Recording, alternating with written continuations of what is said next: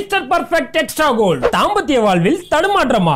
இல்லற வாழ்க்கை இனிமையாக அமைய வேண்டுமா? இனி கவலை வேண்டாம். பல வருடங்களாக குழந்தை இல்லாதவர்களுக்கும் குழந்தை பாக்கியம் கிடைத்துள்ளது. வயதான பலகினமா, சுகர் பலகினமா, அனைத்திற்கும் ஒரே தீர்வு.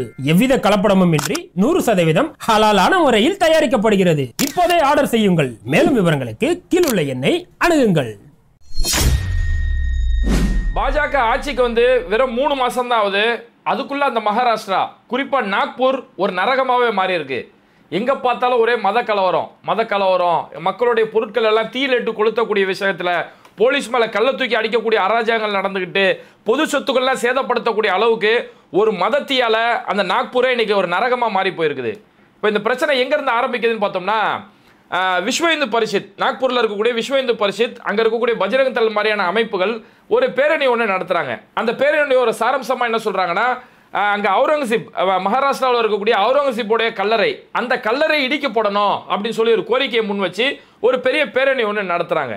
இந்த பேரணியில் அங்கே அவுரங்கசீப்போடைய உருவப்படங்கள் கொளுத்தப்படுது, அங்கே குரான் பிரதிகள் கொளுத்தப்படுது, கலிமா லாயிலா இல்லல்லா முஹம்மது ரசூலுல்லாஹ்னு சொல்லிட்டு கலிமா எழுதப்பட்ட துணிகள் கொளுத்தப்படுதுன்னு சொல்லி ஒரு செய்தி அங்கே பெரிய அளவில் பரவலாக பரவச்சு, இதனால் ஒரு பெரிய பதட்டம் ஏற்பட்டு அந்த நாக்பூரே ஒரு கலவரத்தில ஏற்பட்டுருச்சு. இப்போ இந்த அளவுக்கு இங்கே ஒரு பிரச்சனை, இத்தனை நாளாக மகாராஷ்டிராவில் இப்போ ஏற்பட்ட ஒரு பிரச்சனை இல்லை, இதை வச்சு ஒரு பெரிய பிரச்சனை ஏற்படுத்தக்கூடிய அளவுக்கு அங்கே பதட்டம் இல்லை. இப்போ ஏன் இந்த பிரச்சனை ஆரம்பிச்சிருக்கு அப்படின்னு பார்த்தோம்னா, பாஜக ஆட்சிக்கு வந்த சில நாட்கள்லேயே அங்கே சாவான்னு சொல்லக்கூடிய ஒரு படம் ஒன்று ரிலீஸ் ஆகுது. இந்த படம் தான் இந்த பிரச்சனைக்கு ஒட்டுமொத்த காரணம்னே சொல்லணும்.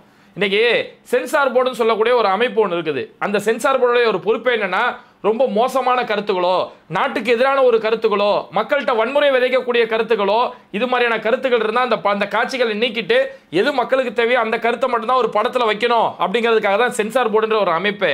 ஆனால் இன்னைக்கு பாஜகவுடைய ஆட்சியில் இருக்கக்கூடிய சென்சார் போர்டு இஸ்லாமியர்களுக்கு எதிரான என்ன கருத்தை எடுத்தாலும் உனக்கு முழு சுதந்திரம், வரி சலுகை கொடுக்கக்கூடிய அளவுக்கு இன்னைக்கு சென்சார் போர்டு அந்த அளவுக்கு செயல்படுறாங்க.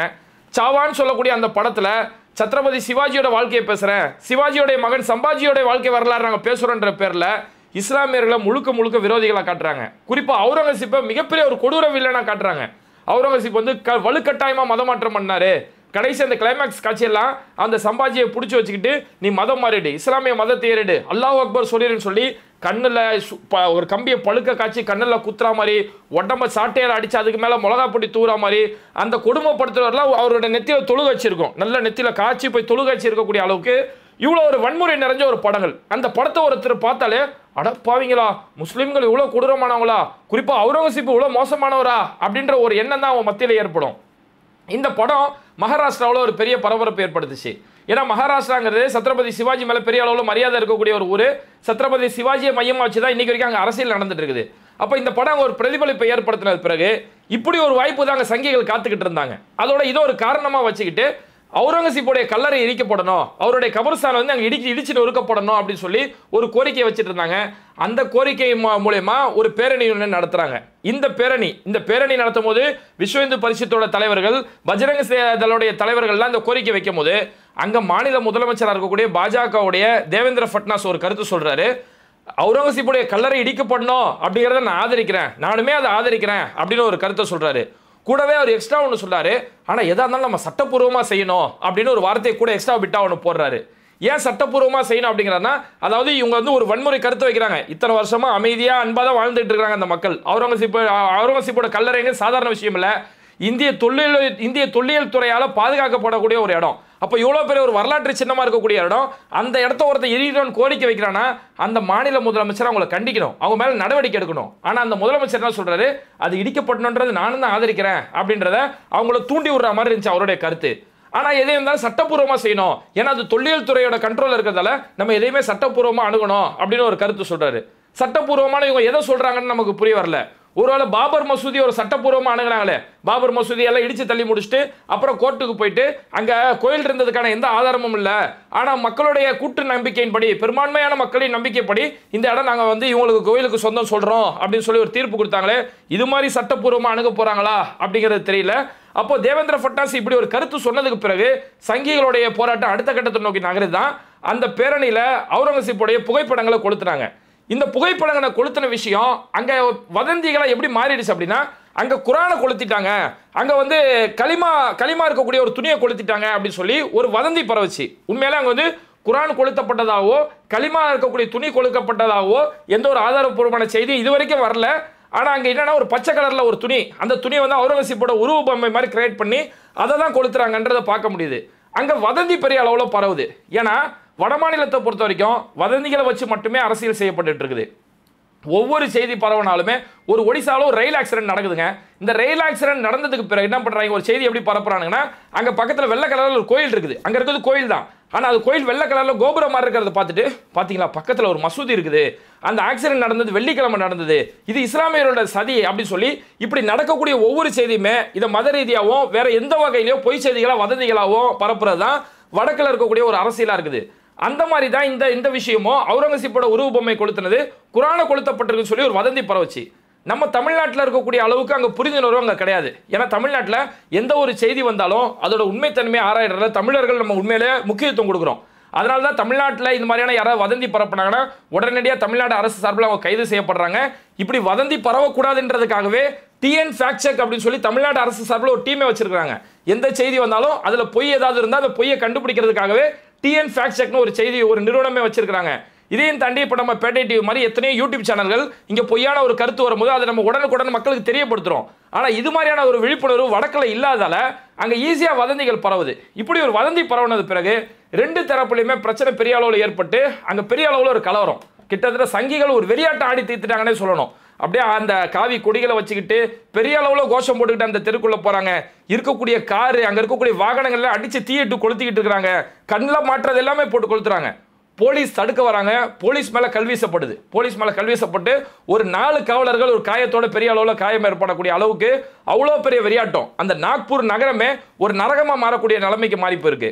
இப்போ இந்த பிரச்சனைலாம் நடக்குது நாக்பூர்ல எங்க நடக்குதுன்னு பார்த்தோம்னா சிட்னிஸ் பார்க், கொட்வாலி, கணேஷ் பாத், மஹால் இந்த ஏரியாவில் தான் நடக்குது. இந்த மஹால் தான் ஆர்எஸ்எஸ் உடைய தலைமையகம், அவங்களுடைய தலைமையகம் இருக்கக்கூடிய இடம். அந்த ஆர்எஸ்எஸ் உடைய தலைமையகம் பக்கத்தில் தான் இப்பேற்பட்ட பிரச்சனைகள் நடக்குது. இப்போ இந்த சம்பவத்தில் நேரில் பார்த்த ஒரு சாட்சி ஒருத்தர் சொல்றாரு, இந்த ஒயருக்கு அவர் பேட்டி கொடுத்துருக்கிறாரு. ஆர்எஸ்எஸ் உடைய தலைமையகத்திலிருந்து சரியா 1 கிலோமீட்டர் தள்ளி இருக்கக்கூடிய ஹன்சாபுரின்னு சொல்லக்கூடிய ஒரு பகுதி. இந்த ஹன்சாபுரி பகுதியில் இஸ்லாமியர்கள் வாழக்கூடிய ஒரு பகுதியில் ஒரு மர்ம கும்பல் ஒரு பைக்கில் சர்ன்னு முகத்தெல்லாம் முகமுடிய போட்டு மறைச்சிக்கிட்டு சர்ன்னு ஒரு கும்பல் போகுது.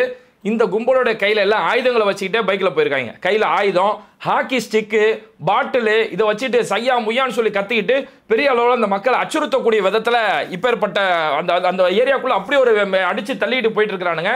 இப்பேற்பட்ட காரியங்களும் அங்கே ஈடுபடுறாங்க. அப்போ ஒரு பக்கம் இந்த மாதிரி கும்பல் மிரட்டல், ஒரு பக்கம் வதந்தியான செய்திகள், குரான் கொளுத்தப்படும் சொல்லி வதந்தியான செய்திகள், இதெல்லாம் நடக்கிறது ரமலானுடைய மாசத்துல இது நடக்குது. நாங்கள் ரமலானுடைய மாசத்துல அமைதியாக நோன்பு வைக்கிறேன்டான்னு சொல்லி அந்த மக்கள் நிம்மதியாக இருந்தாலும் நீ அப்படி நிம்மதியால நோன்பு வைக்கக்கூடாது, நீ அமைதியால நோன்பு வைக்கக்கூடாதுன்னு சொல்லி அவங்கள தூண்டக்கூடிய விதத்தில் தான் இப்பேற்பட்ட ஒரு அரசியல் அங்கே செஞ்சுக்கிட்டு இருக்கிறாங்க. ஏன்னா அங்கே ஆர்எஸ்எஸ் என்ன செஞ்சாலுமே அவங்களுக்கு முழு சுதந்திரம் வழங்கப்படுது. ஏன்னா இன்னைக்கு தேவேந்திர ஃபட்னாவிஸ் ஆட்சியில் இருக்காருன்னா அதுக்கு ஆர்எஸ்எஸ் உடைய உழைப்பு தான் அங்கே காரணம். இதுக்கு முன்னாடி நாடாளுமன்ற தேர்தலில் மோடிக்கும் ஆர்எஸ்எஸ்க்கு ஒரு கருத்து வேறுபாடு ஏற்பட்டதால ஆர்எஸ்எஸ் பெரிய அளவில் அங்கே களத்தில் வேலை செய்யல. ஆனால் மகாராஷ்டிராவுடைய தேர்தலில் ஆர்எஸ்எஸ் ஒவ்வொரு தெருவா ஒவ்வொரு வீடா அவங்க களத்தில் போய் அங்கே உழைப்பு செஞ்சதால தான் தேவேந்திர ஃபட்னாவிஸ் ஆட்சியில் உட்காந்துருக்கிறாரு. ஏன்னா தேவேந்திர ஃபட்னாவிஸ் ஆர்எஸ்எஸ்க்கு ரொம்ப ஒரு கிட்டத்தட்ட ஒரு வளர்ப்பு பிள்ளை அப்படின்னு சொல்லலாம். நாக்பூர் தொகுதி தான் தேவேந்திர ஃபட்னாவிஸ்க்கு அவருடைய சொந்த ஊருமே அங்கே தான் இருக்குது. அதனால அவர் ஆர்எஸ்எஸ் மேலே எந்த ஒரு நடவடிக்கையுமே எடுக்க மாட்டாரு. அதனால இப்போ ஏற்பட்ட கலவரம் ஏற்பட்டதுக்கு பிறகு முதலமைச்சர் ஒரு கடுமையான வார்த்தை சொல்றாரு. என்ன வார்த்தை சொல்றாருன்னா, உங்களை அமைதியின் பக்கம் திரும்பும்படி அன்போடு கேட்டுக்கொள்கிறேன் அப்படின்னு. ஒருத்தன் கலவரம் பண்ணி எல்லாத்தையும் போட்டு கொளுத்திக்கிட்டு இருக்கான், அநியாயம் அராஜகம் பண்ணிட்டு இருக்கான், போலீஸ் மேல கள்ள வீசிட்டு இருக்கான். அவன்கிட்ட வந்து நீங்கள் அமைதியை கடைபிடிக்கும்படி அன்போடு கேட்டுக்கொள்கிறேன் அப்படின்னு சொல்லி மென்மையா அவங்களுக்கு ஒரு அட்வைஸ் பண்றாரு. காவல்துறை நீங்க உரிய நடவடிக்கை எடுக்க வேண்டும் என்று காவல்துறைக்கு நான் கண்டிப்போடு சொல்கிறேன் அப்படின்னு சொல்லி இப்பேற்பட்ட ஒரு அறிக்கை சொல்றதால தான் அங்க எந்த ஒரு கண்டிப்புக்கான விஷயம் இல்லை.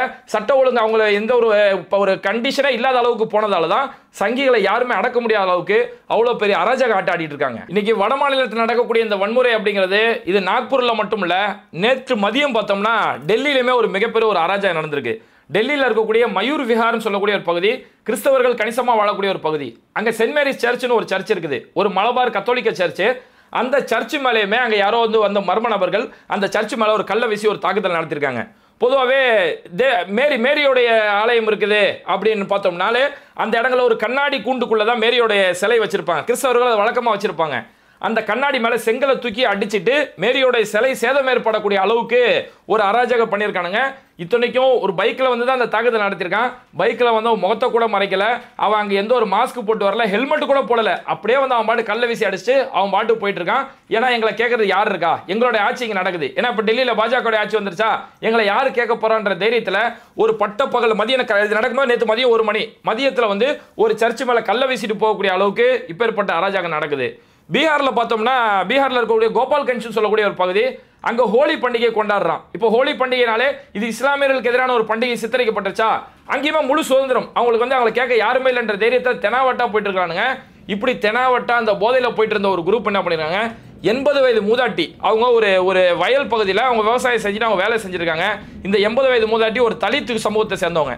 அந்த மூதாட்டியை பிடிச்சி அவங்கள பாலியல் வன்கொடுமை செய்கிற அளவுக்கு அவ்வளோ பெரிய அராஜகம் செஞ்சுட்டு இருக்கிறானுங்க. அப்போ என்னன்னா, இவங்களை கேட்கறதுக்கு யாருமே இல்லைன்ற அடிப்படையில் தான் நாக்பூர்ல இஸ்லாமியர்கள் மேலே அவ்வளோ பெரிய கலவரம் பண்ணிட்டு இருக்காங்க. டெல்லியில் கிறிஸ்தவர்கள் மேலே தாக்குதல் நடத்தப்படுது. பீகாரில் தலித்துகள் மேலே தாக்குதல் நடத்தக்கூடிய அளவுக்கு இவங்களை கேட்க கண்ட்ரோலே இல்லாதன்ற அளவுக்கு இங்கெல்லாம் சிறுபான்மையினராக யார் இருக்காங்களோ, தாழ்த்தப்பட்ட மக்களாக யார் இருக்காங்களோ அவங்க மேலே இப்பேற்பட்ட வன்முறைகள் கட்டவிழ்த்து விடப்பட்டுக்கிட்டு இருக்குது. பிரதமருடைய நிகழ்வை நீங்க பாருங்களேன். இப்போ கும்பமேளா நிகழ்ச்சி நடந்துச்சு, உத்தரப்பிரதேச கும்பமேளா நடந்துச்சு. இந்த கும்பமேளா தான் எங்களுடைய கலாச்சார அடையாளமா இருக்குது, இந்த நாட்டுடைய பாரம்பரியமா இருக்குது, மிகப்பெரிய ஒரு அடையாளமா மாறி இருக்குன்னு சொல்லி பிரதமர் அந்த அளவுக்கு பில்டப் கொடுத்தாரு. ஆனா அதே கும்பமேளாவில் எத்தனையோ மக்கள் இந்த கூட்ட நெரிசலா சிக்கி செத்து போனாங்க. முறையான பாதுகாப்பு ஏற்பாடு செய்யாம அங்க அந்த கூட்ட நெரிசல் சிக்கி, குறிப்பா அந்த மௌனி அமாவாசைன்னு சொல்லக்கூடிய அந்த நாள்ல பெரிய அளவில் கூட்டம் வந்ததால 30க்கும் மேற்பட்ட பொதுமக்கள் கூட்ட நெரிசலை சிக்கி ஒரே நாள்ல மட்டும் 30 பொதுமக்கள் இறந்து போனாங்க. ஆனா அந்த இறந்து போன இவங்க இந்து பக்தர்கள், அவங்களுக்கு பிரதமர் இது வரைக்கும் ஒரு இரங்கல் கூட தெரிவிக்கல. அதனால தான் ராகுல் காந்தி ஒரு கடுமையான விஷயம் சொல்றாரு, இந்த இவ்வளவு கூட்டம் வந்துச்சு, இது அடையாளமா இருக்குன்னு பெருமை பேசுறீங்களே பிரதமர் அவர்களே, இந்த இடத்துல நீங்க ஒரு இரங்கல் கூட, இறந்து போன மக்களுக்கு ஒரு இரங்கல் கூட உங்களால சொல்ல முடியாதா அப்படின்னு பிரதமரை நோக்கி கேள்வி எழுது. ஏன்னா இவங்க வந்து எப்பெல்லாம் தனக்கு ஒரு கிரெடிட் வருதோ அந்த கிரெடிட்டை அழைக்க தூக்கிப்பாங்க. ஆனா அவங்களுக்கு ஒரு பாதிப்பு ஏற்படுது, ஆட்சிக்கு ஒரு கெட்ட பெயர் ஏற்படுதுன்னா அதை கண்டு காணாம நவுந்து போயிடுவாங்க. கொரோனான்னு ஒரு நோய் வந்துச்சு. கொரோனா நோய்க்கு வந்து பாஜகவுடைய ஆட்சியில் கோடிக்கணக்கான தடுப்பூசிகளை நாங்கள் கொடுத்துட்டோம், எல்லாருக்கும் இலவசமாக தடுப்பூசியை கொடுத்துட்டோம்னு சொல்லி அது பயங்கர அளவுக்கு பில்டப் கொடுத்தாங்க. நம்ம கொரோனாவுக்கு ஊசி போட்டுட்டு வந்ததுக்கப்புறம் சர்டிஃபிகேட் ஒன்று கொடுப்பாங்க. அந்த சர்டிஃபிகேட்டில் நம்ம மோடிஜியோட ஃபோட்டோ இருக்கும். ஏன்னா கொரோனா தடுப்பூசியை இவர் தான் கண்டுபிடிச்ச மாதிரி அந்த சர்டிஃபிகேட்டில் அவருடைய ஃபோட்டோ இருக்கும். சரி, இதுக்கெல்லாம் நீங்க கிரெடிட் எடுத்துக்கிறீங்களே, அதே கொரோனாவால எத்தனையோ மக்கள் செத்து போனாங்க. முறையான ஆக்சிஜன் வசதி இல்லாம, ஹாஸ்பிட்டல்ல தேவையான அளவுக்கு பெட் வசதி இல்லாம எத்தனையோ பொதுமக்கள் அநியாயமாக செத்து போனாங்க. அப்ப அவங்களுக்கு ஒரு டெத் சர்டிஃபிகேட் கொடுப்பீங்களே, அந்த டெத் சர்டிஃபிகேட்லயுமே உங்களுடைய போட்டோ போட்டுக்கல, மேரா பகுத் அச்சா ஆட்சி கர்த்தா ஹை அப்படின்னு சொல்லி அங்க உங்களுடைய போட்டோ போடணும், அங்கெல்லாம் போட மாட்டாங்க. அதே மாதிரி தான் இந்த கும்பமேளாவோட விஷயத்தில் அது எங்களுக்கு பெருமை, எங்கள் ஆட்சியோட பெருமை பில்டப் பேசுவாங்க. ஆனால் இறந்து போன இந்துக்களுக்கு, அந்த இந்து பக்தர்களுக்கு ஒரு இரங்கல் கூட தெரிவிக்கக்கூடிய அளவுக்கு அவங்களுக்கு சுத்தமாக மனசே வரல. அதனால இந்த இடத்துல வரலாறுகளை மக்கள் தெரிஞ்சு வச்சுக்க வேண்டியது ரொம்ப முக்கியம். அப்படி வரலாறுகள் தெரியாமல் போனோம்னா இந்த சங்கிகள் மக்களை மடையர்களாக மாற்றிடுவாங்க. இன்னைக்கு அவுரங்கசீப் மேலே இந்த அளவுக்கு அவதூறுகள் பரப்புறாங்களே, அவுரங்கசீப் அவ்வளோ மோசமான ஒரு இந்துக்களை கொண்டு குவிச்சாருன்னு சொல்லி அபாண்டமாக ஒரு பொய்களை பரப்பிட்டு இருக்காங்க. அவுரங்கசீப்போட வரலாறுலாம் நம்ம எடுத்து பார்த்தோம்னா அவுரங்கசீப் இந்துக்களோட அவ்வளோ நெருக்கமாக தான் வாழ்ந்துட்டு இருந்தார். அவுரங்கசீப் அவருடைய ஆட்சியின் கீழே திவான் வச்சிருப்பாங்க, மன்னர்கள் திவான் வச்சிருப்பாங்க. அந்த திவானை வந்து ராஜா ரகுராஜ்னு சொல்லக்கூடிய ஒரு இந்துவை தான் தனக்கான திவானை வச்சிருந்தாரு. அதே மாதிரி அந்த மன்னர்கள் அவங்களுடைய ஆட்சியில் வந்து மான்சாப்னு சொல்லுவாங்க. மான்சாப்னா உயர் பதவியில் அவங்க யாரெல்லாம் வச்சிருக்காங்களோ அவங்களை மான்சாப்னு சொல்லுவாங்க. இந்த மான்சாப் பொறுப்பு எல்லாமே ராஜபுத்திரர்களாக யார் இருந்தாங்களோ அந்த இந்துக்களுக்கு தான் அந்த மான்சாப் பொறுப்பு எல்லாமே கொடுக்கப்பட்டது. அது மட்டும் இல்லாம அவுரங்கசீப்புடைய மாகாணத்துடைய ஆளுநர்கள், அந்த ஆட்சியின் கீழே இருக்கக்கூடிய மாகாணத்துடைய ஆளுநர் எல்லாருமே இந்துக்களை மட்டும்தான் ஒரு மாகாணத்துடைய ஆளுநராக நியமிச்சு வச்சிருந்தாரு. அதே மாதிரி அவுரங்கசீப்புடைய வரலாறு முழுக்க நம்ம பார்த்தோம்னா அக்பர், இன்னைக்கு வந்து அக்பர் என்ன சொல்லுவாங்க, அக்பர் வந்து கோயிலுக்கு பெரிய அளவில் நிதி கொடுத்தாரு, இந்துக்களோட நண்பராக இருந்தாரு சொல்லி அக்பரை பெரிய அளவு போட்டுருவாங்களே. ஆனால் நியாயமான வரலாறு நம்ம போய் படிச்சு பார்த்தோம்னா அக்பரை விட கோயில்களுக்கு அதிகமான நன்கொடை நிதி வழங்கினது அவுரங்கசீப் அதிக அளவில் நிதி கொடுத்திருக்கிறாரு. அந்த அளவுக்கு ஒரு மக்களோட இணக்கமான ஒரு வாழ்க்கை, அவருடைய தனிப்பட்ட வாழ்க்கை, அதாவது அவருடைய சாம்ராஜ்யம் இருக்கிற முகலாயர்களை பெரிய அளவில் ஆட்சி செஞ்சவர் அவுரங்கசீப். இந்த அவுரங்கசீப் அவரோட வாழ்க்கை, தனிப்பட்ட வாழ்க்கை எப்படி இருந்ததுன்னா ரொம்ப எளிமையான முறையில் தான் அவரோட வாழ்க்கை இருந்தது. கடைசி காலத்தில் அவர் மரணிக்கும் போது கூட என்னை எளிமையான முறையில் அடக்கம் செய்யணும், பொது கபரஸ்தான் மக்களை எல்லாருமே அடக்கம் செய்யக்கூடிய அந்த பொது அடக்க ஸ்தலத்தில் என்னை அடக்கம் செய்யணுமே தவிர எனக்கு இந்த ராஜ மரியாதை இந்த மாதிரிலாம் எனக்கு கொடுக்கப்படக்கூடாது, எனக்கான சொத்து அப்படின்னு சொல்லி தன்னோட மகனுக்கு கடிதம் எழுதி வைக்கிறாரு. எனக்கான சொத்து எது அப்படின்னும் போது, என்னுடைய அடக்க செலவு எதில் நீங்கள் செய்யணும் போது, நான் தொப்பி என் கையாலே தொப்பி தச்சு அந்த தொப்பியை நான் வச்சிருக்கிறேன், வித்த காசு, அந்த தொப்பி வித்த காசு வச்சிருக்கிறேன், இந்த காசை எடுத்துக்கோங்க. என் கையாலே குரானை எழுதியிருக்கிறேன், அந்த குரான் பிரதிகள் எழுதி அதை வித்த வச்ச காசு வச்சிருக்கிறேன், இந்த காசு மூலியமா தான் என்னை அடக்கம் செய்யணும், பொது சொத்தோட காசை பயன்படுத்தக்கூடாதுன்னு சொல்லி இந்த அளவுக்கு எளிமையான வாழ்க்கை, நாட்டு மக்களோட ஒரு யதார்த்தமான வாழ்க்கை வாழ்ந்திருக்கிறாரு. இவர் மேலதான் இன்னைக்கு இவ்வளவு பெரிய அபாண்டமான பொய்களை சொல்லி அவருடைய கல்லறை இடிக்கணும்னு சொல்லி இந்த அளவுக்கு அராஜகம் செஞ்சுட்டு இருக்காங்க. அதனால இப்பேற்பட்ட அவதூறுகள் பரப்பக்கூடிய நேரத்தில் வரலாறுகள் அறிய வேண்டியது ரொம்பவே முக்கியம். இது மாதிரி வீடியோக்களை தொடர்ந்து பார்க்கறதுக்கு மறக்காம பேட்டை டிவியை சப்ஸ்கிரைப் பண்ணிட்டு இந்த வீடியோக்களை உங்க நண்பர்களுக்கு அதிகமாக ஷேர் செய்யுங்க. இணைந்திருப்போம்.